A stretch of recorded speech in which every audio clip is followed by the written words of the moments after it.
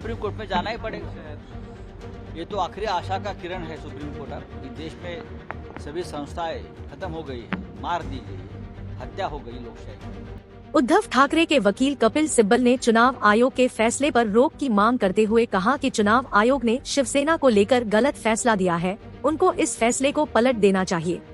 इस पर chief justice ने कहा कि संविधान पीठ को इस मामले पर सुनवाई करने के लिए नियत किया गया है। उन्होंने कहा कि हम रोज होने वाला नियमित काम प्रभावित नहीं करना चाहते हैं, इसलिए हम कल 22 फरवरी को दोपहर 3:30 बजे इस मामले की सुनवाई करेंगे।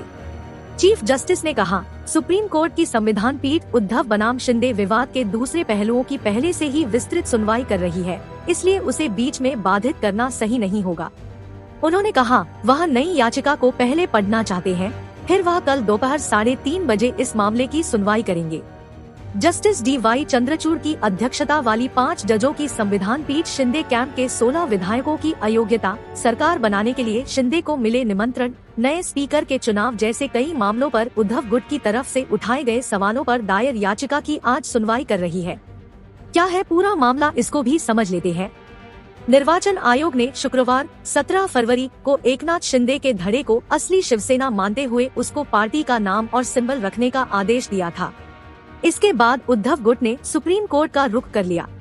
अपने 78 पन्नों के फैसले में निर्वाचन आयोग ने उद्धव ठाकरे धड़े को उसे आवंटित किया हुआ नाम और चुनाव निशान जलती मशाल को महाराष्ट्र में आगामी विधानसभा उपचुनाव तक रखने की अनुमति दी है। वहीं इस फैसले पर उद्धव गुट के सांसद संजय राउत ने आरोप लगाए कि निर्वाचन आयोग और शिंदे गुट के बीच 2000 करोड़ रुपए का सौदा हुआ है। बीजेपी ने राउत के आरोपों को निराधार बताते हुए निर्वाचन आयोग से मामले की और क्या कर सकते हो। चोर होता है वो कहाँ भी घुसता है। अब जो और बड़ा चोर होता है उनको लगता है कि मैं देश का मालिक बन गया हूँ। हाँ, लेकिन ये चौकीदार नहीं है, चौकीदार यहाँ की जनता में उठाया इलेक्शन कमीशन का जो रिजल्ट था उसके ऊपर, तो कोर्ट ने कहा है कि आज महाराष्ट्र के संबंधी कॉन्स्टिट्यूशन बेंच पहले से ही बैठने वाला था, तो वो बेंच चलेगा, वो कल भी चलेगा और कल 3:30 बजे इलेक्शन कमीशन के खिलाफ जो आप ऊपर आए हो ऑर्डर के खिलाफ, उसके ऊपर बहस होगी। आज जो मेन मैटर था जो 7.5 महीने से पेंडिंग है वो तो आज सुना जाने ही वाला था, लेकिन अभी जो ECI की फिलहाल 2-4 दिन पहले ऑर्डर आई है उसके खिलाफ उद्धव ठाकरे फैक्शन आज मेंशन करने वाले हैं और उनकी कोशिश ये रहेगी कि वो मैटर लिस्ट किया जाए और ECI के ऑर्डर के ऊपर कैसी स्थगिति वो मिलाए।